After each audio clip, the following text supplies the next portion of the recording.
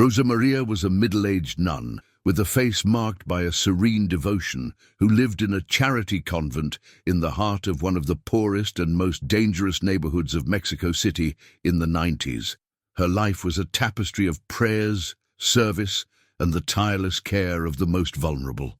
She was the central figure of hope amidst the chaos, known for her compassion and for the way she managed to see humanity even in the most desperate eyes.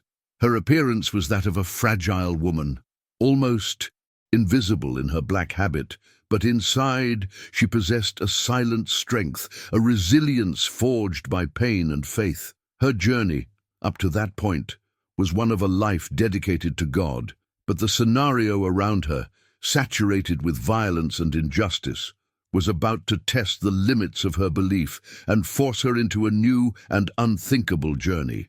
The convent was a peaceful oasis, an old stone building with a central courtyard where children ran and the elderly sat, warmed by the sun.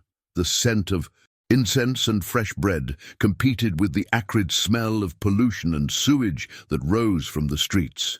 There, life had a different rhythm, governed by the church bell and whispered prayers. Rosa Maria was the engine of it all, organizing meals, mending worn-out clothes, and above all, listening. She was the community's informal confessional, where people vented about losses, fears, and the growing shadow of the cartels. She listened with an eloquent silence, her presence a balm.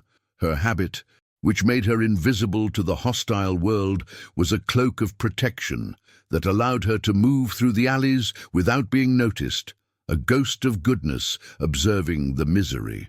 The streets of the neighborhood were a labyrinth of faded colors and hardened faces, where the law of the strongest seemed to be the only rule. Rosa Maria witnessed the rampant corruption and violence, feeling the helplessness that consumed her.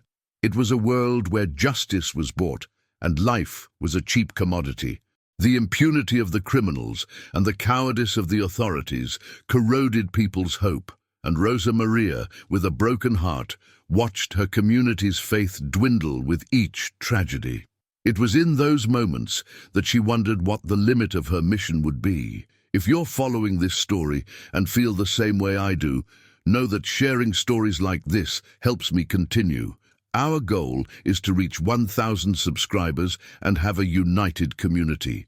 Comment from where you are watching so I know I am not alone in this fight.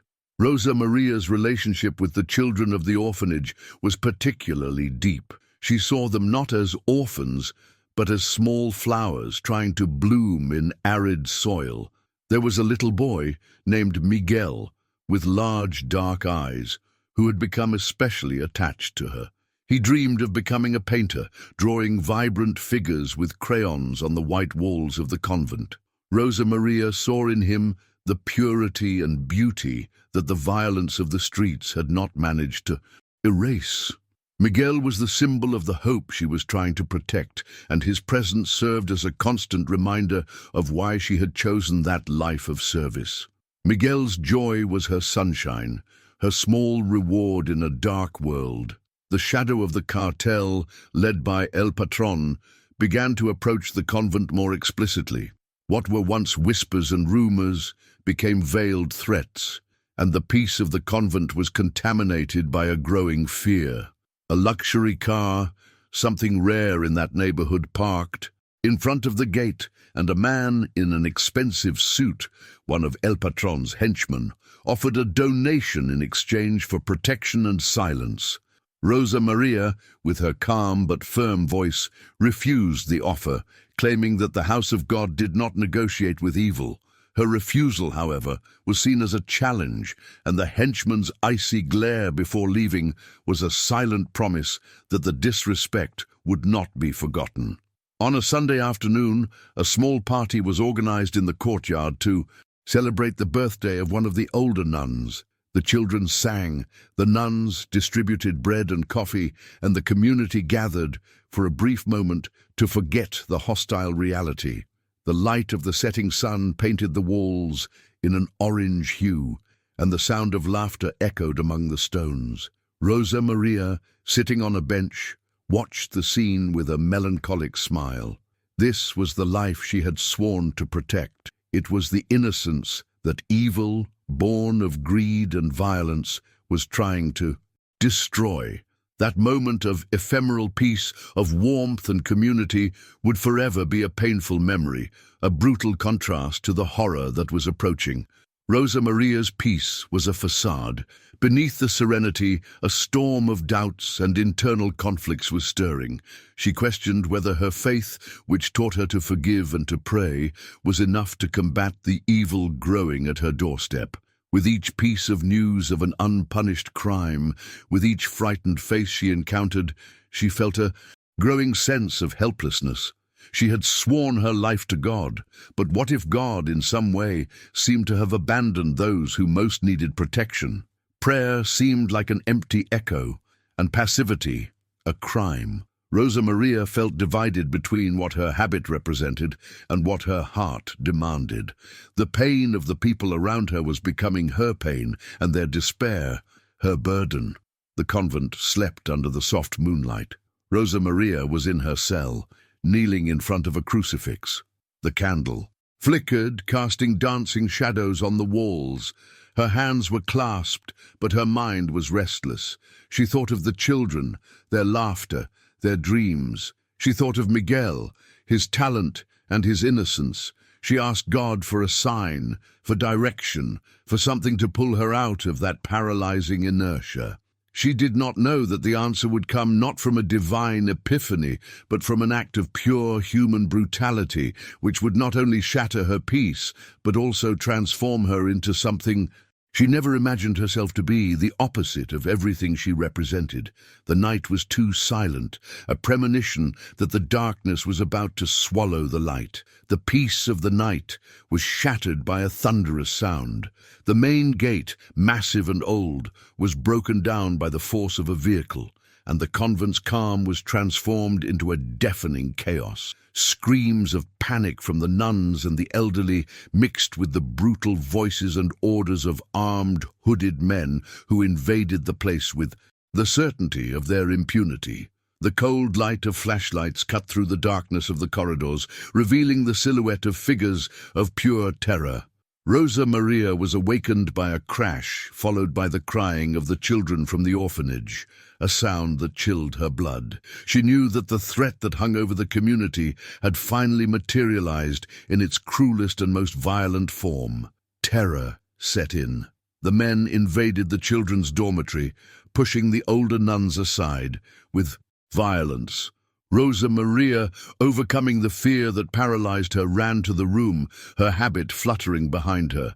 She saw the children huddled, trembling, and tried to place herself in front of them, a fragile barrier against brutality.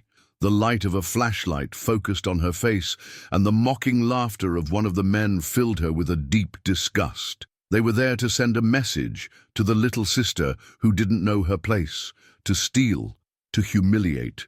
In the midst of the chaos, Rosa Maria, who had always known how to use her discretion, moved to the side to try to hide Miguel and the other children, but her attempt was in vain. In the middle of the looting, one of the men, the tallest one with a snake tattoo on his neck, noticed Miguel with his wide eyes, holding one of his drawings. With cruel scorn, he snatched the paper from the boy's hand, crumpled it up, and threw it on the floor. Miguel, with a cry of anguish, dared to try to pick up the drawing. That act of childish rebellion sealed his fate. The man, irritated by the child's audacity, pushed him with such force that the small body hit the stone wall. The hollow sound resonated throughout the room, and Miguel's crying was replaced by a terrifying silence. Rosa Maria ran to him, but it was too late. The small body was lifeless, and the hope he represented was brutally crushed before her eyes. The nun who felt unable to protect him. The sunrise tinged the sky with pale pink tones, but the convent was enveloped in a grey morning. The police finally arrived, not with blaring sirens and a promise of justice, but with a dirty patrol car and a palpable indifference. The detective, with his bulging belly, looked at Miguel's body and sighed, noting the details in a notepad with an irritated haste. They always cause problems, these gangs, he muttered, as if the crime were an inevitability and not an injustice. He minimized what had happened, suggesting that the fault lay with the convent's location and lack of security. His words were a punch to Rosa Maria's stomach, who saw impunity manifest not only in the brutality of the criminals, but also in the cowardice of those who should protect the innocent. Her faith in human justice died at that moment. Miguel's body was taken away.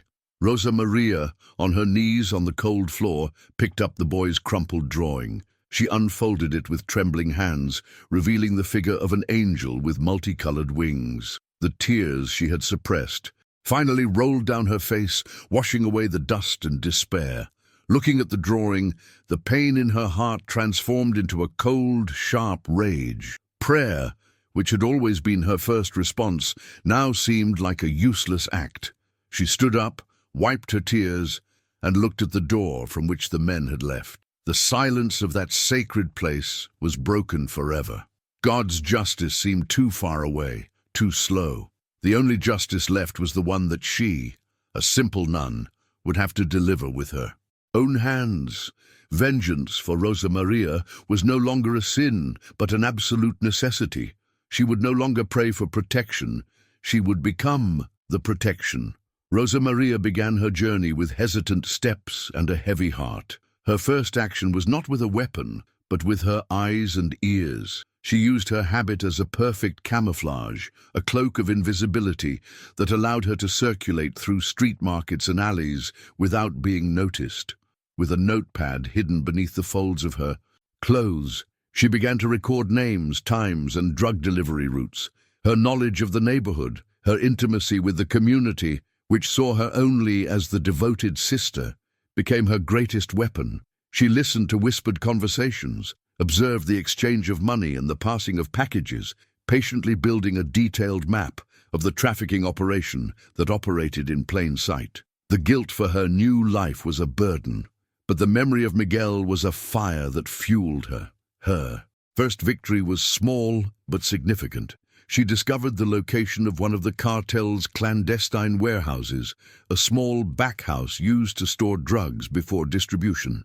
Cautiously, and with a cunning that surprised her, she waited until dawn, used pliers to cut the fence, and emptied the gas cans from one of the cartel's cars, replacing the fuel with water. It was an act of pure improvisation, but it caused a delay in drug distribution that led to widespread confusion. The traffickers, blaming each other, fell into conflict, and the warehouse was temporarily dismantled. Rosa Maria watched from a distance, feeling a shiver of adrenaline mixed with the guilt that weighed on her. The shock of seeing her own potential for malice terrified her. Rosa Maria's second target was one of the cartel's intermediaries, known as El Flaco, a man of little intelligence and much arrogance. She discovered his address and habits, realizing that he liked to flaunt money and jewelry at a local bar.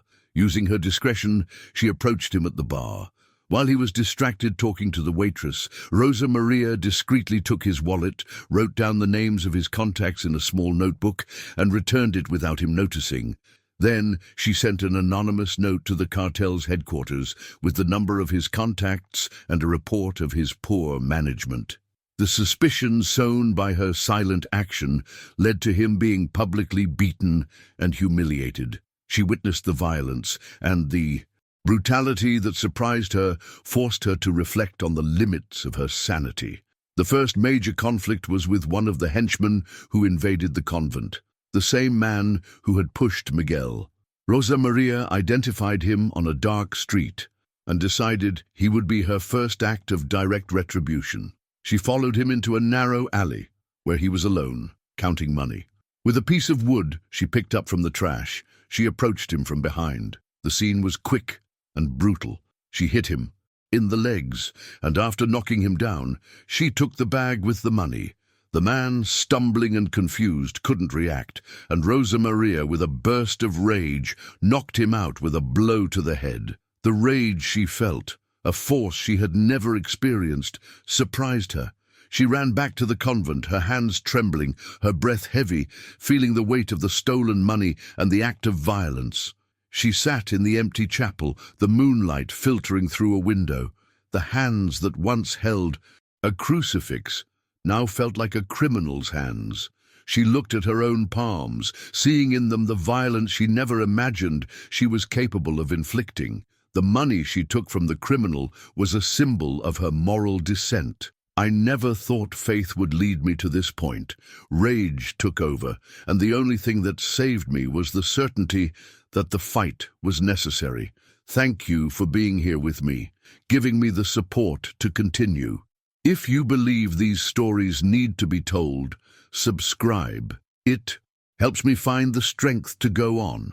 While the Justiciera became a rumor on the streets, an urban legend, Detective Sanchez, an obese and corrupt police officer, paid to turn a blind eye to the cartel's activities, began to investigate the incidents.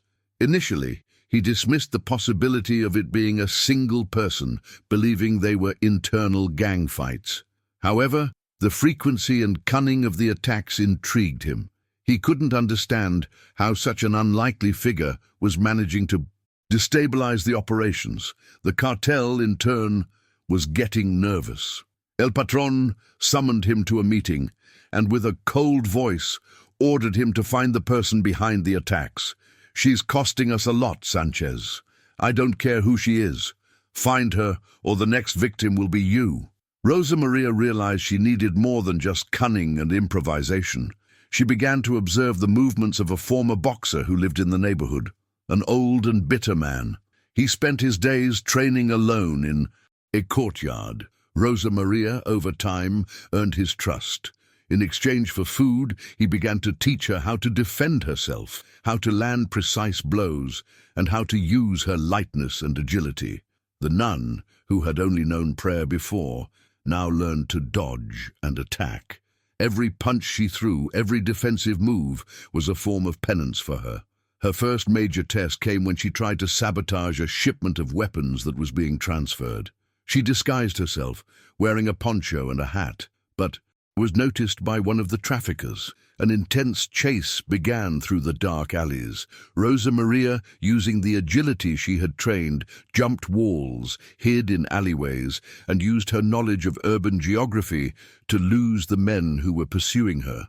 She narrowly escaped, with scratches and a heavy breath, but the adrenaline and the fear of being captured made her realize she was getting good at it. The Justiciera became a shadow that terrorized the cartel. Rosa Maria began to focus on dismantling El Patron's facade as a benefactor. She exposed his fraudulent donations, revealed the criminal origin of his money, and provided information to a local journalist who, frightened, published an anonymous article. The patron's reputation, built on hypocrisy, began to crumble. His supposed friends abandoned him, and he became a figure of ridicule. With each action, Rosa Maria felt a little less guilt and a little more determination. The change in Rosa Maria did not go unnoticed. Sister Inez, the older and wiser nun of the convent, realized that her protégée was different. Rosa Maria's gaze, once full of compassion, now had a hardness. Her hands, once dedicated to sewing and praying, had calluses and scars. Inez, worried, confronted her. "Where have you been, my child? You seem to have distanced yourself from God." Rosa Maria, with a pain in her chest, lied, claiming she was visiting families in the community. The lie was a poison, an internal conflict that destroyed her. More than the external dangers, Sister Inez's distrust became a burden for Rosa Maria. She felt she was betraying the faith and trust of her mentor. With each act of violence, she wondered if she was becoming a monster, a version of the evil she was trying to fight.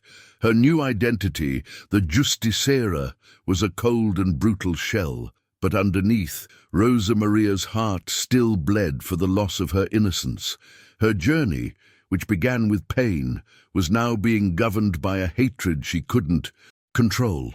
Doubts tormented her. On a rainy night, hidden on a rooftop, she watched El Patron's men hunting her. The wind howled, the sound of sirens blared in the distance, and she felt the loneliness of her choice. That fight was hers, and no one else's. The lack of support made her question her sanity if she was on a path of no return. But the image of Miguel, of his drawing of an angel, spurred her on. This is the hardest moment of my journey.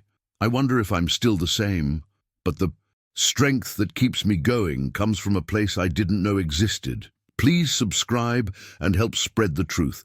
It's what keeps me on my feet. Detective Sanchez, under pressure from El Patron, set a trap. He spread the rumor that the Justiciera had been captured. He knew she hadn't, but he used the rumor to lure her to the location.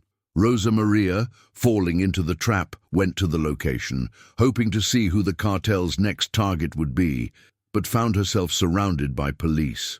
An intense chase ensued, with sirens and running. Rosa Maria, using her evasion skills, managed to escape by a hair's breadth, but the scare made her realize that Sanchez was closer than she imagined. Rosa Maria decided it was time to confront Sanchez. She discovered his weak spot, his son, a sick boy who needed expensive medicine. Sanchez, to pay for the treatment, sold his soul to the cartel. Rosa Maria confronted him in a public place, showing him photos of his secret meetings with the cartel. She blackmailed him, telling him that if he didn't stop pursuing her, she would expose his corruption and the origin of the money he used to treat his son. Sanchez, who thought he was in control, was forced into a stalemate. Detective Sanchez, in a mix of rage and humiliation, was forced to retreat. He couldn't risk his son's life. He stopped investigating her, but sent a message to El Patron saying that the Justiciera was a shadow that couldn't be caught. Sanchez's defeat was her greatest victory, but it also served as a warning to El Patron, who now knew that his adversary was not just an annoyance, but a ghost with her own agenda. The cat-and-mouse game had turned into a hunt. El Patron's reputation was in ruins. The media, intrigued, began to investigate the mystery of the NUN vigilante. The community, at first frightened, began to support the legend, protecting Rosa Maria's identity. She became a symbol of resistance, that even in a world of corruption, hope had not died, but the final battle was approaching. El Patron's impunity had transformed into fury, and he was determined to eliminate the threat she represented. With Detective Sanchez out of the way, Rosa Maria began to prepare for the final confrontation. She gathered all the information she had on El Patron, his bank accounts, his contacts, and his whereabouts. She knew she needed to strike at the heart of his empire, where he felt safest. She devised a plan, a final act of vengeance that would not only destroy him, but also expose the rot that was corroding the city. The nun, who was once a symbol of peace, was now a warrior. Her habit, which protected her, was armor, and her faith, which guided her, was a compass. She felt ready for battle, but she knew that in the end, victory would come at a price. She was no longer Rosa Maria, the nun she knew. She was the Justiciera, a shadowy figure forged by pain and hatred, ready for the final confrontation that would define her. Identity forever. The nun, who was once a symbol of peace, was now a warrior. Her habit, which protected her, was armor, and her faith, which guided her, was a compass. She felt ready for battle, but she knew that, in the end, victory would come at a price. She was no longer Rosa Maria, the nun she knew. She was the Justiciera, a shadowy figure forged by pain and hatred, ready for the final confrontation that would define her identity forever. The nun, who was once a symbol of peace, was now a warrior. Her habit which protected her was armor, and her faith which guided her was a compass. She felt ready for battle, but she knew that in the end, victory would come at a price. She was no longer Rosa Maria, the nun she knew. She was the Justiciera, a shadowy figure forged by pain and hatred, ready for the final confrontation that would define her identity forever. The nun, who was once a symbol of peace, was now a warrior. Her habit, which protected her, was armor, and her faith, which guided her, was a compass. She felt ready for battle, but she knew that in the end, victory would come at a price. She was no longer Rosa Maria, the nun she knew. She was the Justiciera, a shadowy figure forged by pain and hatred, ready for the final confrontation that would define her identity forever. The nun, who was once a symbol of peace, was now a warrior. Her habit, which protected her, was armor, and her faith, which guided her, was a compass. She felt ready for battle, but she knew that in the end, victory would come at a price. She was no longer Rosa Maria, the nun she knew. She was the Justiciera, a shadowy figure, forged by pain and hatred, ready for the final confrontation that would define her identity forever. The nun, who was once a symbol of peace, was now a warrior. Her habit, which protected her, was armor, and her faith, which guided her, was a compass. She felt ready for battle, but she knew that, in the end, victory would come at a price. She was no longer Rosa Maria, the nun she knew. She was the Justiciera, a shadowy figure forged by pain and hatred, ready for the final confrontation that would define her identity forever. The nun, who was once a symbol of peace, was now a warrior. Her habit, which protected her, was armor, and her faith, which guided her, was a compass. She felt ready for battle, but she knew that in the end, victory would come at a price. She was no longer Rosa Maria, the nun she knew. She was the Justiciera, a shadowy figure forged by pain and hatred, ready for the final confrontation that would define her identity forever. The nun, who was once a symbol of peace, was now a warrior. Her habit, which protected her, was armor, and her faith, which guided her, was a compass. She felt ready for battle, but she knew that, in the end, victory would come at a price. She was no longer Rosa Maria, the nun she knew. She was the Justiciera, a shadowy figure forged by pain and hatred, ready for the final confrontation that would define her identity forever. The nun, who was once a symbol of peace, was now a warrior. Her habit, which protected her, was armor, and her faith, which guided her, was a compass. She felt ready for battle, but she knew that, in the end, victory would come at a price. She was no longer Rosa Maria, the nun she knew. She was the Justiciera, a shadowy figure, forged by pain and hatred, ready for the final confrontation that would define her identity forever. The nun, who was once a symbol of peace, was now a warrior. Her habit, which protected her, was armor, and her faith, which guided her, was a compass. She felt ready for battle, but she knew that in the end, victory would come at a price. She was no longer Rosa Maria, the nun she knew. She was the Justiciera, a shadowy figure, forged by pain and hatred, ready for the final confrontation that would define her identity forever. The climax unfolded in a grand mansion on the outskirts of Mexico City, where El Patron hosted a gala event to cement his image as a philanthropist. The hall was filled with the elite of society, corrupt politicians and businessmen who profited from his crimes. The classical music, the champagne flutes, and the sparkle of the chandeliers created an atmosphere of luxury and hypocrisy that clashed violently with the dark reality of the slums. Rosa Maria, dressed in her nun's habit, which was now her most effective disguise, mingled with the waiters and staff, a discreet and almost invisible figure, but with a clear mission: to destroy the facade of the man who had destroyed her peace. The tension was almost palpable, but Rosa Maria remained calm, her heart beating to the rhythm of her mission. She navigated the hall, a phantom in black amidst a sea of gala dresses and elegant suits. With a flash drive in her hand, she headed to the hall's sound system, an act of audacity that seemed impossible for the woman she once was. The patron security, arrogant and unconcerned, paid no attention to the figure of a nun who seemed to be at their service. El Patron's smile, as he spoke about the importance of charity, was the perfect image of cynicism, and Rosa Maria's rage was the fire that consumed her from within. At the moment, El Patron was receiving applause for his generosity Rosa Maria, with steady hands, connected the flash drive to the sound system, and the soft music was abruptly interrupted.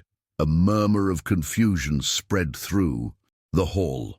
El Patron's eyes narrowed as he saw the nun on the stage. The voice of the henchman who had killed Miguel echoed throughout the hall, coming from the flash drive, describing the convent's invasion in detail, mocking the nun's weakness and the boy's death. Then El Patron's own voice could be heard, approving the violence and impunity. The audience, in shock, looked at the man on the stage. His mask of benevolence had been brutally ripped off. The revelation was a punch to the audience's stomach. El Patron, his face contorted with hatred, looked at Rosa Maria. His voice, instead of being that of a benefactor, became a howl of fury. The nun, in her habit, took off her hood. She didn't hold a weapon, but she raised her hand, revealing to everyone the image of an angel in a crayon drawing. "I decided that silence is complicity with evil." Her voice reverberated through the hall, low but filled with an authority she never had. "This is the truth, mine and that of the community you pretend to help. I'm taking back what was stolen from our faith, our hope, our peace. This is just the beginning. The truth will set you free or sink you forever." Chaos ensued. El Patron shouted orders to his security guards who tried to reach her, but the panic and outrage of the audience created a barrier. The guests, horrified, tried to leave the hall. The scene looked like a nightmare. The nun, with her terrifying serenity, faced the most powerful man in the city with the only weapon of truth. The guards struggled to reach her, but she, using the agility of someone who knows the violence of the streets, dodged them, climbing onto one table and then another, fleeing like a phantom. El Patron's voice, full of hatred, pursued her, but it was powerless against the truth that was already in everyone's ears.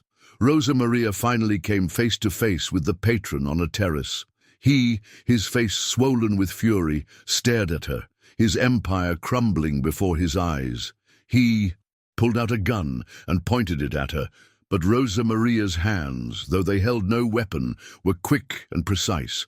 She disarmed him in an instant, using the same moves she had learned from the old boxer. He, now weak and powerless, cowered, and fear consumed him. The nun, who was once a figure of peace, was now a terrifying presence, and her gaze, cold and penetrating, was the only judgment he needed to know he had lost. The final confrontation was not an act of vengeance, but an act of justice. Rosa Maria did not kill him. She simply disarmed him, and with a calm but firm voice she said, "Forgiveness is not for me, but for God. Your fate is in the hands of human justice now." She took his gun and threw it into a flower bed, a symbol of the end of violence. She was not a murderer, but an agent of change. She left him there, disarmed, powerless, with the sound of sirens approaching. She had broken the corruption, but she knew that in the process she had also broken herself. The fall of El Patron echoed throughout Mexico City. The news of the mysterious nun, the justiciera, who had unmasked one of the country's most powerful criminals, spread like wildfire. The media, which once idolized him, now portrayed him as the monster he was, and the politicians and businessmen who supported him fell into disgrace. El Patron's imprisonment was a symbol that justice, however slow, still existed. The community in the neighborhood, which lived under the cartel's terror, felt free for the first time in years. The children returned to playing in the streets, and the fear that once hung over people's hearts was replaced by a cautious hope. The nun became a legend, a whisper, a ghost who had cleansed the city. Rosa Maria returned to the convent, but not as the nun who had left. She was exhausted, both physically and emotionally. Her eyes, which once shone with compassion, now carried the weight of the souls she had taken, and the pain of the bodies she had harmed. Her habit, which was once a cloak of holiness, was now a constant reminder of the violent actions she had committed. Sister Inez found her in the chapel, kneeling, but not in prayer. There was a heavy silence between them, a mutual understanding that something irrevocable had happened. Inez did not judge her. She just sat beside her, her silence being an act of forgiveness. Rosa Maria, with a broken heart, realized that she had distanced herself from God, but that her search for justice had led her to a place of redemption. The price of her journey was the loss of her own innocence. She had achieved justice, but not peace. The image of Miguel, with his frightened face, never left her. She was no longer the gentle nun who believed in the inherent goodness of humanity, but a woman who had seen darkness and confronted it with her own darkness. The ending was bittersweet.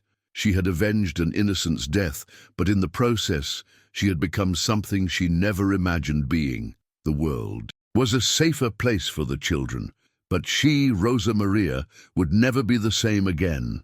The weight of her choices was a burden, but the feeling that she had done what was necessary was the only thing that kept her on her feet. Peace had returned to the convent, to the community, but not to her heart. The path was harder than I imagined, but the feeling of a job well done was worth it. Peace has returned, and Miguel's legacy lives on. The fight against evil is eternal, but if we have each other, we can face it. I want to thank you, who were here with me, for giving me the strength to continue. Subscribe so that together we can keep telling stories like this, because they are proof that hope never dies. It just transforms. The final scene is of Rosa Maria in her habit, walking through the convent courtyard. The golden light of the morning sun illuminates her, revealing the duality of her figure. She is no longer just a nun, nor just a vigilante, but a fusion of both. She is a legend, a symbol. The future is uncertain. She could disappear forever, or she could continue her mission, a shadow of justice that no one else can see. But one thing was certain: the nun who was once afraid was now a woman who had found her voice. Her journey was a testament to what happens when faith is tested and hope is crushed, and the only option is to become justice itself. The end.